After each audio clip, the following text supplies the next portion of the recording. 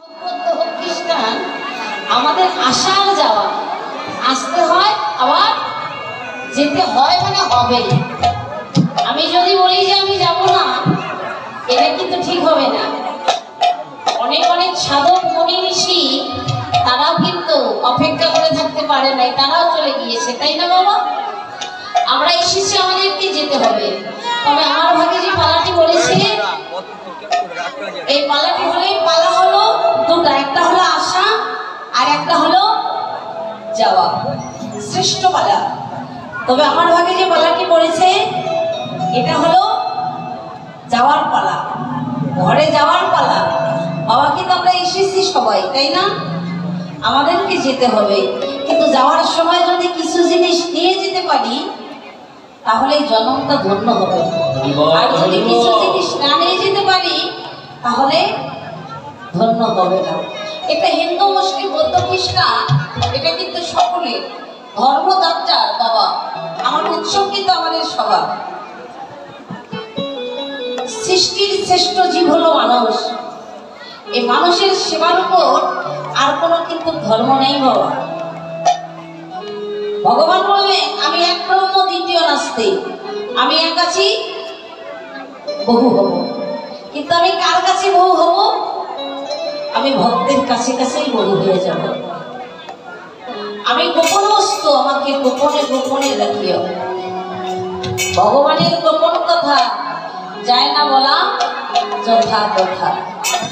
অনেক অনেক ভক্ত দেখা যায় বাবা, হরিবাসরে এসে কোন রকম একটু কীর্তন শুনে চায়ের স্টলে বসে সমালোচনা করে ধর্ম বিষয়, কীর্তনীয়দের বিষয়ে ধর্ম বিষয়ে একটু আলোচনা করে, কিন্তু আলোচনাটা করা ঠিক না। কেননা এরা হলো বহিরঙ্গ ভক্ত। ভক্ত কিন্তু দুই প্রকার, একটা হলো অন্তরঙ্গ আর একটা হলো বহিরঙ্গ। যারা অন্তরঙ্গ তারা ভক্তের বাজারে এসে ভক্তের পাশে বসবেন, ভক্তকে জড়িয়ে ধরবেন, ভক্তকে জড়িয়ে ধরে কাঁদবেন, হৃদয়ের জ্বালা যন্ত্রণা ভগবানের কাছে সমস্ত কিছু সঁপে দেবেন। তারা হলো অন্তরঙ্গ। আর যারা বাইরে বাইরে ঘুরে সমালোচনা করে এরা হলো বহিরঙ্গ। এই ভগবান বললেন আসুন, যারা বহিরঙ্গ তারা অন্তরঙ্গ হতে পারবেন। ভক্তের বাজারে এসে ভক্তের সঙ্গ সাধু সঙ্গ করো, না জানি যদি ভগবানের একটু কিঞ্চিত কৃপা হয়ে যায় তোমাদের জনমটা ধন্য হয়ে যাবে। তবে যে পালাটি পরিবেশন করব তার নাম হলো উত্তরাগোষ্ঠ ও ফিরাগোষ্ঠ। আমাদেরকে উত্তরমুখী হতেই হবে। আমি যতই দৌড়াদৌড়ি করি না কেন বাবা, টাকা পয়সার অহংকারে, অর্থের অহংকারে, জমি জমার অহংকারে লাভ নেই। তোমাকে যেতেই হবে। তুমি পূর্ণ করবে ভালোর দ্বারা, ধন সম্পদ জায়গা জমি অনেক পেয়েছো, কিন্তু তুমি যদি এই জন্মে ভালো কর্ম না করো পরজন্মে তোমার আর ভালো ফল পাবে না। পূর্ণ জন্মে ভালো কর্ম করেছো বিধায় এই জন্মে তুমি 10 তলায় 20 তলা করতে পেরেছো, 20 তলায় 10 তলায় আছো, কিন্তু এই জন্মে যদি তুমি ভালো কর্ম না করো পরজন্মে আবার ভালো জায়গায় যেতে পারবে না। তাই বলছে যে আমাদেরকে উত্তরমুখী হতে হবে, কিন্তু যাওয়ার সময় যেন আমরা কোনো মূল্যবান জিনিস নিয়ে যেতে পারি, নিয়ে গিয়ে যেন আমরা ভগবানের যুগল চরণে নিবেদন করে দিতে পারি। জয় জয় নিতাই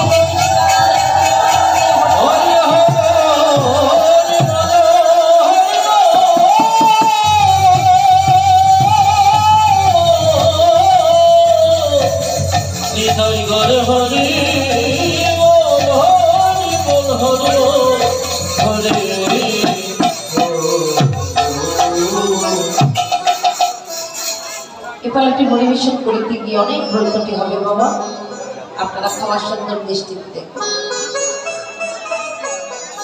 কিবা সুরধনে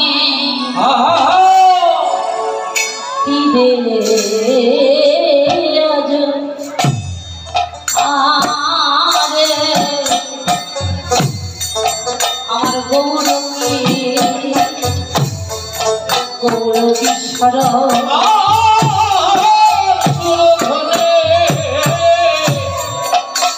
Hare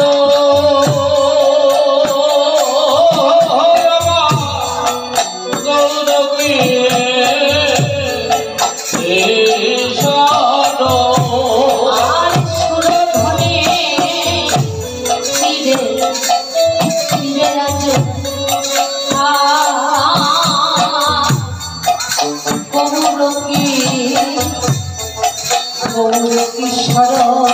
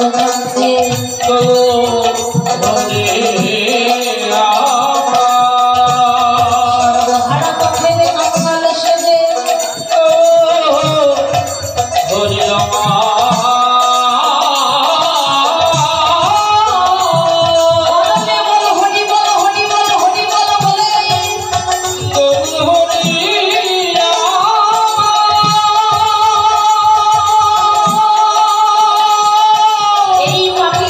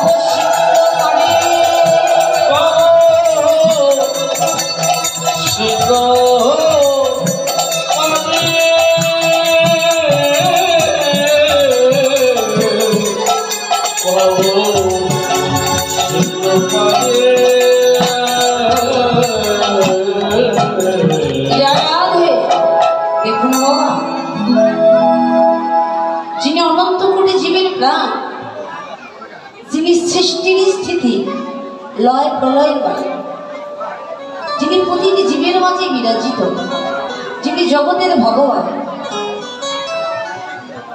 যিনি সৃষ্টির স্থিতি লয় প্রলয়ের মালিক, যিনি সর্বকারণের কারণ, যার প্রতি লোককূপের গোড়ায় গোড়ায় বিশ্ব ব্রহ্মাণ্ড বিরাজিত, সেই সোনার মানুষটি আজ সমস্ত কিছুকে বিসর্জন এই কলিহত জীবকে উদ্ধার করিবার জন্য ভগবান হয়ে তার নিজের ভগবতকে ভুলে গিয়ে আজ শ্রীরাম নবদ্বীপ মাঝে এসে কেন কাঁদছে? সুরধ্বনির তীরে আজ গৌর কিশোর, কিশোরত্ব কি ছোট বালক, তাই না? ভগবান ভক্তের মান রক্ষার্থে নিজেই ছোট হলেন। আর এই কলিতে ধরাচোরা নয়, অধরে গৌরহরির বাসি নেই, গৌরহরির বদনে হাসি নেই, শুধু বুক ভাড়া ব্যথা আর নয়নের জল নিয়ে শ্রীরাম নবদ্বীপ মাঝে এসে প্রভু আমার ভক্তকে দর্শন করে অঝর নয়নে কাঁদছে। কিন্তু কেন বাবা? ভগবান কেন ভক্তের জন্য কাঁদছে? ভক্তকে উদ্ধার করবার জন্য ভগবান যুগে যুগে আবির্ভাব হয়ে আসলেন। সত্যতে হরিরূপে, ত্রেতায় রামচন্দ্র রূপে, তারপরে কৃষ্ণাবতার, কলিতে গৌরাঙ্গ ভগবান। ধরাচোরা রেখে শুধুমাত্র রামের ঝুলি কাঁদে, কলিতে শ্রীকৃষ্ণ চৈতন্য অবতার, খেলিবারে প্রবন্ধে প্রভু প্রভু করতাম, উচ্চস্বরে কানে প্রভু জীবেরও লাগিয়া চৈতন্য করাই জীবকে কৃষ্ণ নাম। তাই বলছে, হে কলির জীব, তোমরা হাতে করো গৃহ কাজ, বদনে বলো হরি, আমরা যেন অনায়াসে দিতে পারি যেন ভবশ্রী।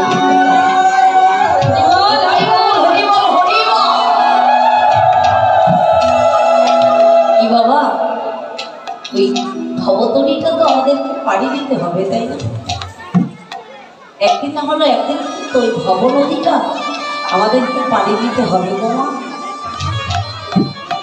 ভবতরীটা যদি পাড়ি দিতে হয় তাহলে ভগবানের চরণে স্মরণ নিতে হবে, গুরুর চরণে আশ্রিত হতে হবে। ভগবান আমারও বলেছে, গুরুরুষ্ট হইলে কৃষ্ণ রাখিবারে নারে, কৃষ্ণরুষ্ট হইলে গুরু রাখিবারে না। তোমরা গুরুর চরণে আশ্রিত না হয়ে যদি তোমরা ভগবানের চরণে আশ্রিত হও, ভগবান তোমাদেরকে গ্রহণ করবে। আর তোমরা যদি গুরুর চরণে কৃষ্ণের চরণে আশ্রিত না হয়ে তোমরা যদি সরাসরি গুরুর চরণে আশ্রিত হয়ে যান, গুরু তোমাদেরকে অবশ্যই উদ্ধার করতে পারবে। গুরু কৃপা হি কেবল, গুরু কৃপা হি কেবল। গুরুদেবের যদি কৃপা হয় অসম্ভব ক্রিয়া সম্ভব হয়ে যায়। যে কথা বলতে পারে না সেও কথা বলতে পারে, যে চলতে পারে না সেও চলতে পারে। কিন্তু দেখুন ভগবান কেন ভক্তকে ভগবান কেন এত প্রাধান্য দিয়েছেন? বলেছে ভক্ত আমার মাতা পিতা, ভক্ত আমার গুরু, ভক্ত আমার ভক্ত যেন রাখিল নাম, ভক্ত যেন রাখিল নাম, কল্প তরুণে কল্প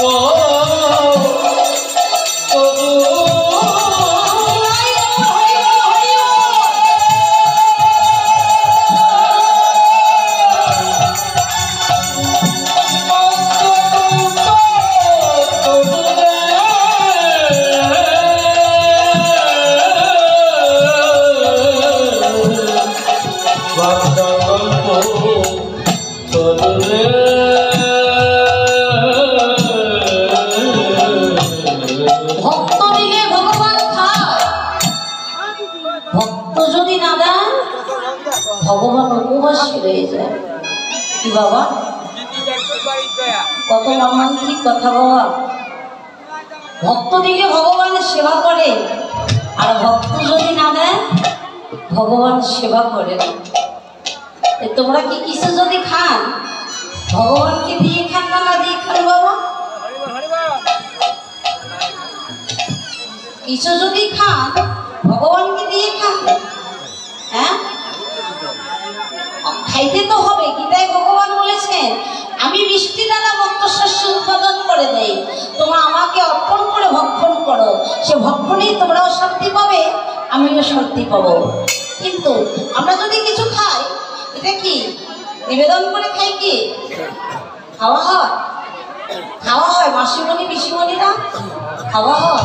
আচ্ছা কি বলে খান? একাদশী করেন কি? সবাই করে। একাদশীতে কি খান? ফলমূল খান, রুটি খাই না। একাদশীতে পঞ্চশস্য খাওয়া যাবে না। পঞ্চশস্য মধ্যে যদি একটা শস্য খেয়ে একাদশী করে তাহলে একাদশীটা বৃথা হয়ে যাবে। কেননা একাদশী কেন করা হয়? আমাদের দেহখানা গঠিত 18টি মোকাম, 10টি ইন্দ্রিয়, তার মধ্যে আর একটা ইন্দ্রিয় বেশি আছে, মন। মঞ্চ হলো একাদশ ইন্দ্রিয়। একাদশী আমরা করি, আমাদের একাদশ ইন্দ্রিয় আস্তে আস্তে যেন নিম্নগামী হয়ে যায়। কীর্তনটা কিন্তু সম্পূর্ণ ভজন কথা বাবা। এই একাদশ ইন্দ্রিয় যদি আস্তে আস্তে দমন হয়ে যায়, নিম্নগামী হয়ে যায়, নিস্তেজ হয়ে যায়, তাহলে কিন্তু ভজন পথে মতি আসবে। আর এই ইন্দ্রিয়গুলো যদি ঊর্ধ্বগামী হয়ে যায় ভজন হবে না, কৃষ্ণ পদে মতি থাকবে না। দেখলাম আসরে আসার সময় অনেক ভক্ত, এখনো কিন্তু আধা ঘন্টা হয় নাই, তারপরে কিন্তু অনেক ভক্ত চলে গিয়েছে। যাদের এগুলো ঊর্ধ্বগামী তাদের কাছে হরিকথা কৃষ্ণ কথা ভালো লাগে না। যে দেহে পাপ আছে প্রচুর, সেই দেহে কৃষ্ণ নাম হরিনাম লাগে না মধুর। হৃদয়ে প্রেম ভক্তি ভালোবাসা না থাকলে হরিকথা কৃষ্ণ কথা ভাগবত কথা কখনো সুমধুর লাগবে না বাবা। আর এখানে বসে থাকার মতো একটা প্রাণ লাগবে, একটা ধৈর্য লাগবে।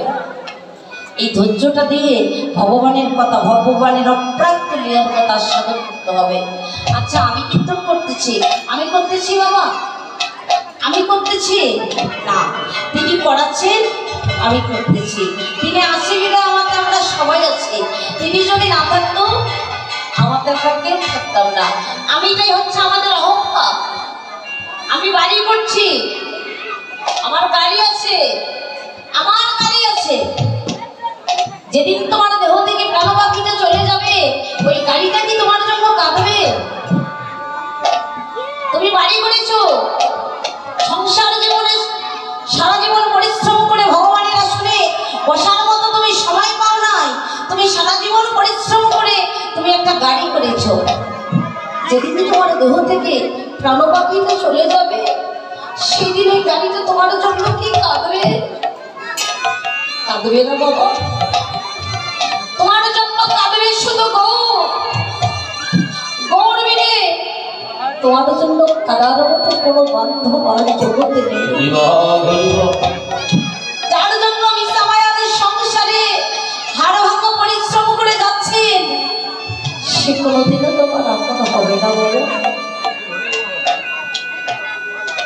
যে ছেলের জন্য, যে মেয়ের জন্য, যে স্ত্রীর জন্য সারা জীবন কষ্ট করে সংসারে অনেক কিছু করলাম, আমি আমার জন্য কিছু করলাম না।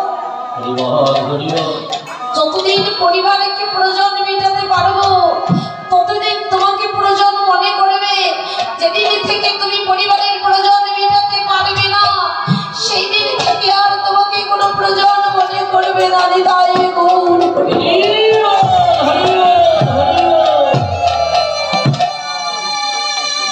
ভগবান বলছে, হে কলিজি, ওই তোমার তো এখনো চৈতন্যটা ফিরে এলো না। জীবের চৈতন্য যতক্ষণ ফিরে আসবে না চৈতন্যের দর্শন করতে পারবে না। ভগবান অধর্মে কাঁদছে, হে কলিহত জীব, একবার আসো। তুমি সংসার জীবনে তুমি শুধু বৃথা পরিশ্রম করে যাচ্ছ, তুমি তোমার জন্য কিছু করছো না। তবে দেখো, আমি তোমার জন্য সোনার গোলক পরিত্যাগ করে আজ আমি শ্রীরাম নবদ্বীপ মাঝে এসে আমি ভক্তের চরণ ধুলার মাঝে গড়াগড়ি দিয়ে কাঁদছি, কেঁদে কেঁদে বলছি, ভক্তহীন একবার আকুল প্রাণে আসো, জড়িয়ে ধরি। একবার আমি করিব তোমার সঙ্গ, একবার তোরা করিবি আমার সঙ্গ। তবে ভক্ত হে, শুধু এ জন্ম নয়, জনমে জনমে আমি ভক্তের সঙ্গ।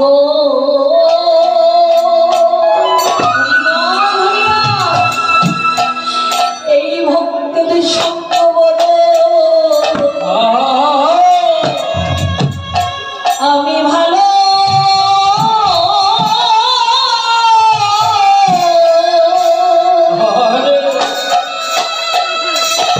আমি ভালোবাসি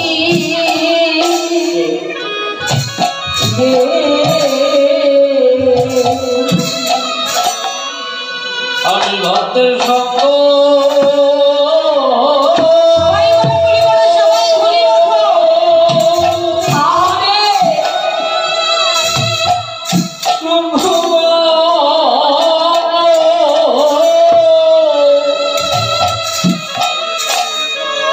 আমি ভালোবাসি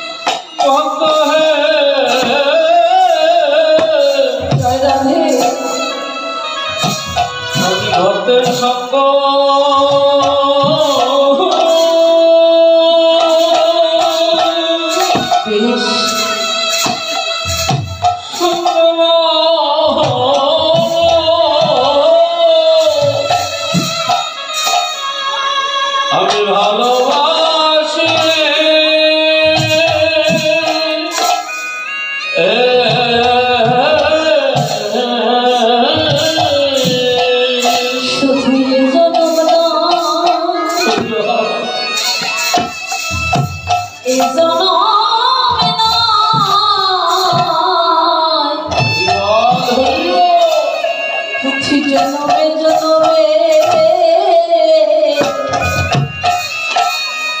ভক্ত হে আমি ভক্তের সঙ্গ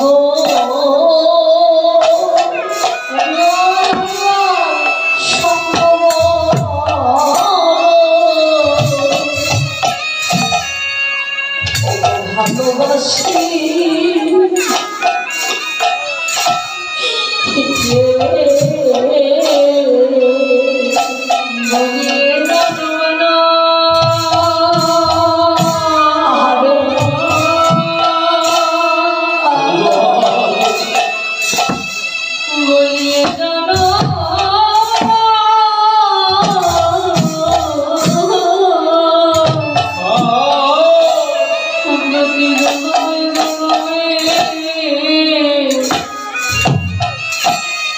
আমি ভক্তের সঙ্গ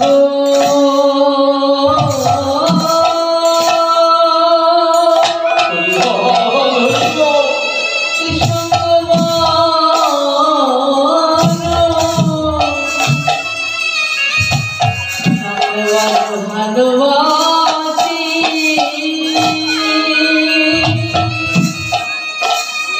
রে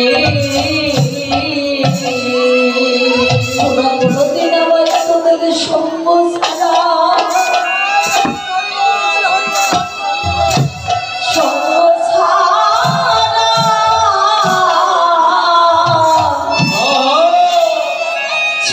ছাড়া করিস না রে আমি ভক্তের মধুর সঙ্গ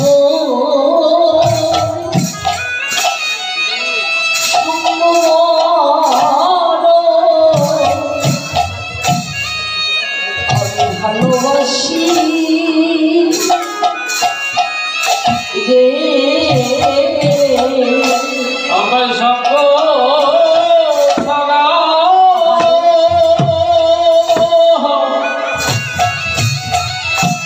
সঙ্গ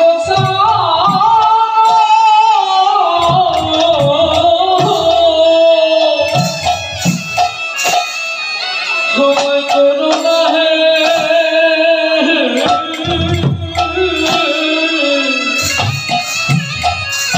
আমি ভক্তের সঙ্গ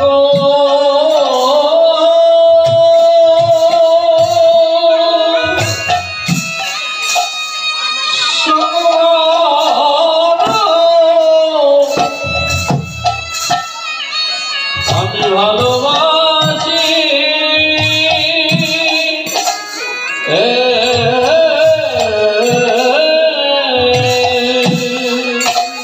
দেখুন বাবা শুধু ভগবানের জন্মে নয় জন্ম জন্মান্তর ধরে ভগবান ভক্তকে ভালোবেসে যাচ্ছে আর ভক্তরা বিষয় বাসনাকে পেয়ে বাড়ি গাড়িকে পেয়ে সুন্দর নারীকে পেয়ে ভগবানের কথা ভুলে গিয়েছে বাবা আমরা হলাম বিষয়ী ভক্ত বিষয় বাসনা নিয়ে ব্যতিব্যস্ত তাই ভগবান বলেছেন তোমাদের সুখ আসবে না তোমাদের হৃদয়ে শান্তি আসবে না কিন্তু শান্তি আসবে কখন জানো তুমি ওই বিষয়ের ঘরে ভোগে শান্তি পাবে না তুমি শান্তিটা পাবে ত্যাগে ভোগে শান্তি না বাবা যদি ভোগে শান্তি হতো স্বামী আর স্ত্রীর মধ্যে দ্বন্দ্ব হতো না নারীতে যদি ভালোবাসা থাকতো নারীতে যদি ভক্তি থাকতো নারীতে যদি প্রেম থাকতো তাহলে স্বামী আর স্ত্রীর মধ্যে কাজা ঝগড়া হতো না নারীতে কি সুখ আছে বাবা নারী গাড়ি বাড়ি নিয়ে সুখ নেই তাই বলছে তোমাদের শান্তি নেই ভোগের শান্তি নেই শান্তি আছে তোমাদের ত্যাগে তুমি ত্যাগ করে কিছুক্ষণ বসে থাকো দেখবে তুমি পাবে যে অমূল্য রতন তুমি সারা জীবনে পাও নাই সে অমূল্য রতন তুমি ভক্ত সঙ্গের মাঝে তুমি পেয়ে যাবে তুমি জীবনে কি চাও তোমার কিসের অভাব তোমার কোথায় সমস্যা তুমি তুমি ভগবানের আসনে বসে ভগবানকে ডাকো, তুমি পেয়ে যাবে, কিন্তু তুমি ভোগে পাবে না, পাবে তুমি ত্যাগে। কিন্তু বাবা গীতায় বলেছে, গীতার শব্দ কি বোঝায়? ত্যাগ। সম্পূর্ণ গীতার যে 18টা অধ্যায়, 18টা অধ্যায় করে আমরা বুঝতে পারলাম যে গীতার সারবস্তুটা হচ্ছে ত্যাগ করে। এই রথের সারথিটাকে, রথের সারথিটাকে গীতায় একটা ছবি আছে না, রথ আছে না, রথ কি চালাচ্ছে? ভগবান, তাই না? আর ওখানে কি বসে আছে? অর্জুন। আর ভগবানের প্রিয় ভক্তটাই হলেন অর্জুন। আর ভগবানের মনের কথাগুলো অর্জুনকেই বলেছেন, তদরূপ আপনারা অর্জুন। অর্জুনের মতো করে যদি সুন্দরভাবে সাধন করেন, তাহলে কিন্তু ত্যাগে সব পাবেন, ভোগে পাবেন। ভোগে যদি পাওয়া যাইত, তাহলে এত দ্বিধাদ্বন্দ্ব হতো না। দুই ভাই, এক মায়ের এক বাবা, তাই না বাবা? ভাই ভাই দ্বন্দ্ব সারা জীবন কথা নেই, আসে না? এক মায়ের দুটা সন্তান, দুটাই মেয়ে, অনেক জায়গা জমি, মেয়েদেরকে আবার চাকরিজীবী দেখে বিবাহ দিয়েছে। তারপরে দুই বোনের মধ্যে কথা নেই, কারণ ওখানে ভোগটা বেশি আছে। যেখানেই ভোগ আছে সেখানেই সুখ নেই, আর যেখানেই ত্যাগ আছে সেখানেই সুখ আছে, সেখানেই প্রেম আছে, ভক্তি আছে, ভালোবাসা আছে। দেখবেন বাবা, মৃত্যুর আগে অনেক বাবা অনেক মা কিন্তু 2 দিন 3 দিন পর্যন্ত কথা বলে না, আছে না? কেউ 1 ঘন্টা 2 ঘন্টা কথা বলে না, কাউকে চিনে না। যে স্ত্রীর জন্য, যে ছেলের জন্য, যে মেয়ের জন্য তুমি সারা জীবন পরিশ্রম করে তুমি তাদেরকে সেবা করে গেলে, তাদের কাজ করে গেলে, সেই স্ত্রী, সেই সন্তানেরা তোমার পাশে বসে কাঁদছে, তুমি তাকে চিনতে পারছো না, আছে না বাবা? দেখবেন যারা বেশি বিষয়ী জীব, তারা বেশি দিন এরকম করে পড়ে থাকে। যাদের বিষয়ে আশ্বস্তিটা বেশি, স্ত্রী পাশে বসে কাঁদছে, গো তুমি সারা জীবন আমাকে এত পরিশ্রম করে খাওয়াচ্ছ, এত সুন্দর সুন্দর জিনিস পড়াচ্ছ, আমি আজ তোমাকে ডাকছি, তুমি একটু সাড়া দাও না, সাড়া দেবে গো বাবা। যে সন্তান কাঁদছে, বাবা তুমি কত পরিশ্রম করে আমি যেটাই চেয়েছি তুমি তো আমাকে সেটা দিয়েছো। কি বাবা, বাবারা আবার মেয়েকে কিন্তু একটু বেশি ভালোবাসে। যে মেয়েকে এত আদর করে মানুষ করেছে, সে মেয়ে পাশে বসে কাঁদছে, বাবা তুমি একটু কথা বলো না, কথা বলো বাবা, কথা বলো। বাবা কথা বলছে না। আমি যখন ছোট ছিলাম, আমার বাবা কলেজে চাকরি করছে, তো আমি এত তো বুঝি না, আমি বলছি বাবাকে, বাবা আমাকে একটা সুন্দর জামা নিয়ে এনে দেবে। বাবা আমার বলছে, বাবু তোমার তো অনেক জামা আছে, কিন্তু আমি তো আর অত বুঝি না, আমার অনেক জামা আছে, তারপরে আমি নেব। এখন আমি সারাদিন বলেছি, বাবা কলেজ থেকে এসে সন্ধ্যার সময় আমাকে নিয়ে বলছে, মারে তুমি আজ দুপুরবেলা আমাকে বলেছো বাবা তুমি আমাকে একটা সুন্দর জামা নিয়ে এনে দাও, আমি কিন্তু আজ আনতে পারি নাই মা, আমি কাল কিন্তু তোমার জন্য নিয়ে আসবো। একটা দিন অপেক্ষা হলো না, তারপরে বাবার মনে কত ব্যথা, আর সেই বাবার পাশে বসে কাঁদছে, বাবা তুমি একটু কথা বলো।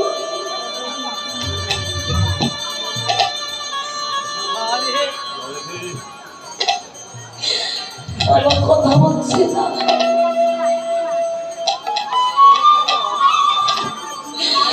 ভগবান বলছে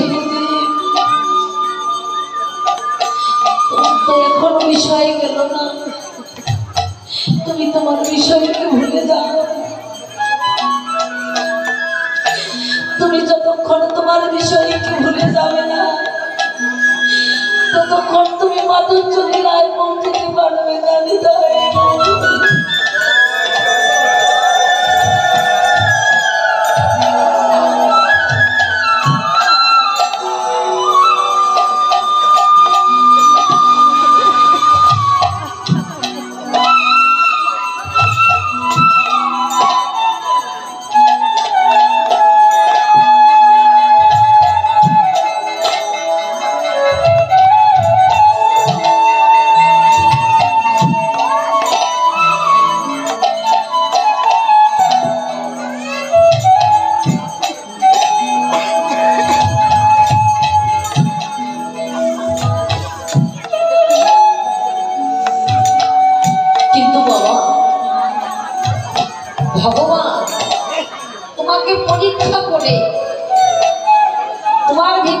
কিছু আছে সমস্ত কিছুকে বিষয়কে ভুলে যাবে, ভুলে দিতে হবে।